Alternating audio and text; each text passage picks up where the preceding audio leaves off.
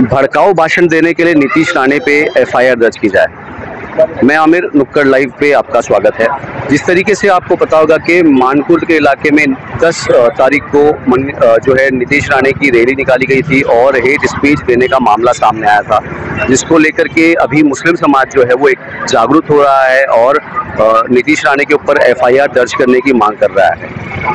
10 तारीख को जो नीतीश राणे का बयान था कि गोवंडी और मानकुर्द के इलाके में जिस तरीके से मस्जिद और मदरसे के ऊपर बुलडोजर चलाने की बात कही गई थी, इसके अलावा भी काफ़ी सारे अलग अलग आरोप जो है नीतीश राणे ने लगाए हैं। उसी को लेकर के अलग अलग लोग जो है उठ खड़े हुए हैं और अपनी यूनिटी बना करके जो है शिकायत दर्ज करवा रहे हैं और चाह रहे हैं कि नीतीश राणे के ऊपर एफआईआर दर्ज की जाए।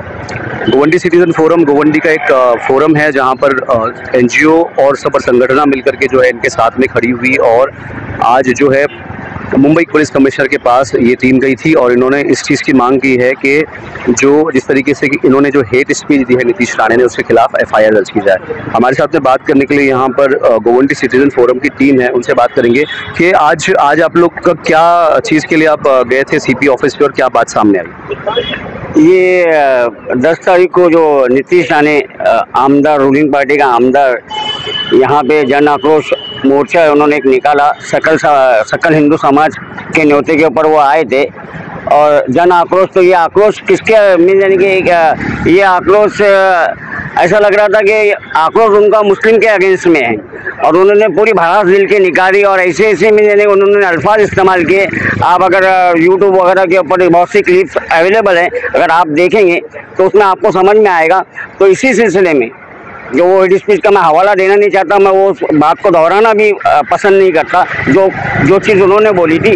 और इसी चीज़ को लेके जो संवैधानिक तरीका है उसके लिए आज हम जॉइंट सीपी से मिले और जो हमारी लिस्ट में था, जो लूप्स में था, हम लोग इसके संवैधानिक तौर पे जो भी इसके लिए एफर्ट लगाना है उनके ऊपर एफआईआर करने का और उन्हें इस बात के लिए अकाउंटेबल बनाने का कोर्ट में। क्योंकि अगर ऐसे लोगों को ये ऐसे आमदार जो भी कुछ भी उल्टा सीधा बोल के चले जाते हैं और आम आदमी को इसका भुगतान भुगतना पड़ता है, इतना संजीदा माहौल, इतना यहाँ पे सेंसिटिव हो गया था कि 10 तारीख को ये आक्रोश मोर्चा था और 11 तारीख को यहाँ पे इज्तिमा भी था और इवन 10 तारीख की रात में इज्तिमा की तैयारी वगैरह भी चल रही थी। आप सिर्फ एक इमेज तस्वूर करके देखें कि अगर क्या क्या हो सकता था, लेकिन फिर भी यहाँ के लोगों ने बहुत संयम बरता और ऐसा कुछ हुआ नहीं और आगे भी ये माहौल मेंटेन रहे। लेकिन उसके लिए उनको भी यानी कोर्ट में जवाबदेह होना पड़ेगा, ऐसी मांग हमारे फोरम के जरिए की गई है और इसके लिए जो भी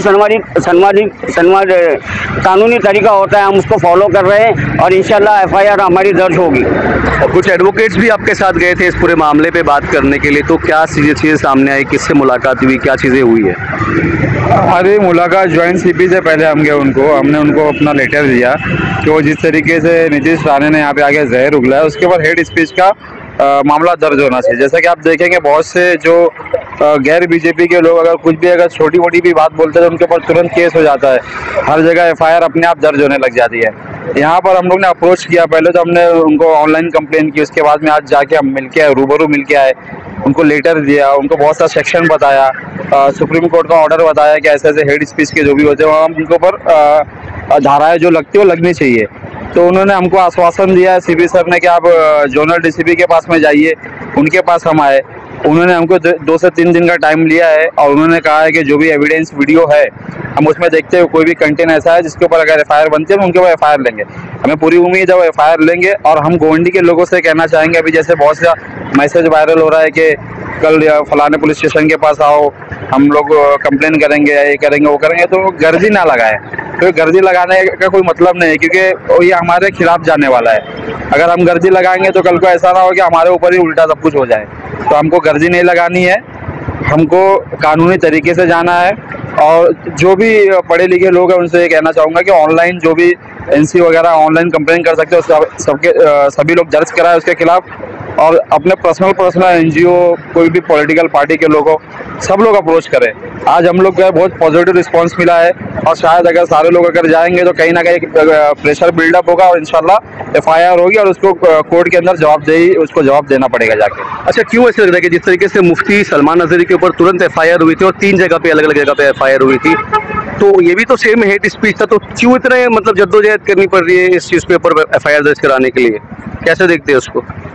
देखिए, अगर मैं ये कहता हूँ कि मुफ्ती सलमान अजहरी के ऊपर जो तरीके से पुलिस ने खुद सीओ मोटो लिया, खुद से उसके ऊपर संज्ञान लिया, तो कहीं ना कहीं इसको तो हम ऐसा देख रहे हैं कि हमने ऑलरेडी 2 दिन से ये बहुत सारे नेशनल मीडिया के ऊपर ये हेट स्पीचेस सामने आई, लेकिन मीडिया के स्टेटमेंट के बाद भी पुलिस अब तक कोई संज्ञान नहीं ले रही। तो कहीं ना कहीं हम इस मुद्दे को इस तरीके से देख रहे हैं कि एक माइनॉरिटी और मेजॉरिटी का मुद्दा बन गया है। कहीं ना कहीं लोग, अगर मुस्लिम समाज एक अकलियत में है, कम तादाद में है, तो उनकी कोई दबे कुचले लोग की कोई सुन नहीं रहा है। तो इसके लिए आज हम लोग को एकजुट होकर कहीं ना कहीं हमको सिस्टम के ऊपर भरोसा है और हम संविधान को मानने वाले लोग हैं, तो इसके लिए हमको खुद पर्सनल जाकर उनको इंसिस्ट करना पड़ रहा है कि देखिए सर, रूल ये सारे सेक्शंस उनके ऊपर बैठ रहे हैं और ये कानून के दायरे में है। और हेट स्पीच के बहुत सारे अब तक सुप्रीम कोर्ट ने, हाई कोर्ट ने बहुत सारे ऑर्डर्स पहले निकाले हैं, तो उसके दायरे में रहकर आप इनके ऊपर संज्ञान लीजिए। और हमको उम्मीद भी है शायद मुंबई पुलिस इसके ऊपर कड़ा से कड़ा एक्शन भी लेगी इस तरीके से। अच्छा, क्या लगता है कि अभी मुस्लिम समाज के लोग भी उठ के खड़े हो रहे हैं, एकजुट हो रहे हैं और ऐसे हेट स्पीच जो मुसलमानों के खिलाफ देते हैं उनके ऊपर एफआईआर दर्ज की मांग की जा रही है, तो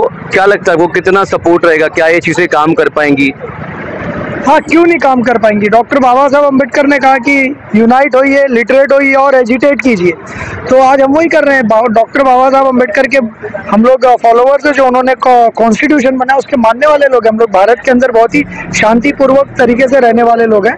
तो बाबा साहब अम्बेडकर ने जो हमें रास्ता दिखाया है, उस रास्ते से संविधान का इस्तेमाल करके हम ज़रूर देश से जो नफरत बांटी जा रही है, देश में जो नफरत का माहौल क्रिएट किया जा रहा है, चंद वोटों की खातिर जो लाशों पर से गुजरने के लिए नेता तैयार हो गए, हम उनके खिलाफ खड़े हो जाएंगे। और इसमें मुसलमान ही नहीं, आप एज अ मुस्लिम आप हम लोगों को देख रहे हैं, लेकिन अगर आप अलग अलग देश के अलग अलग इलाके में देखेंगे तो इसमें जो एससी समाज है वो इसके अंदर बढ़ चढ़ कर हिस्सा ले रहा है। जो सिख समाज है उनके साथ भी जातियाँ हो रही हैं, वो भी बढ़ चढ़ कर हिस्सा ले रहे हैं। जो क्रिश्चियन है उनके साथ जाति हो रही है, वो भी बढ़ चढ़ कर हिस्सा ले रहे हैं। बस मैं आपके चैनल के माध्यम से ये कहूँगा कि ये जो टुकड़ों में बंटकर हम लोग काम कर रहे हैं और ये चंद आरएसएस के लोग, ये हिंदू नहीं कहूँगा मैं, हिंदू तो हमारा भाई है, जो हमारे देश में हमारे साथ रहा, जो हमारे साथ हमने जिनके साथ मिलकर अंग्रेज़ों से लड़ाई की, हमने अंग्रेज़ों को यहाँ से भगाया, उसके बाद हमने भारत देश को बनाया, वो हिंदू हमारा भाई है, हम हिंदुओं के भाई हैं।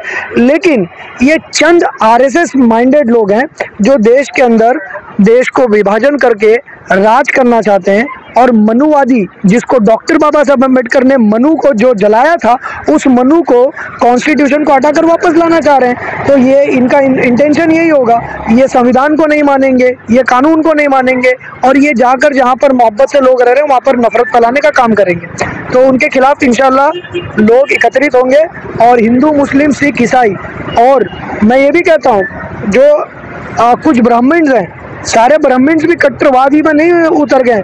कुछ ब्राह्मण्स हैं जो जिनका कॉन्स्टिट्यूशन के ऊपर फेथ है, भरोसा है, वो ब्राह्मण्स भी हमारे साथ खड़े होंगे।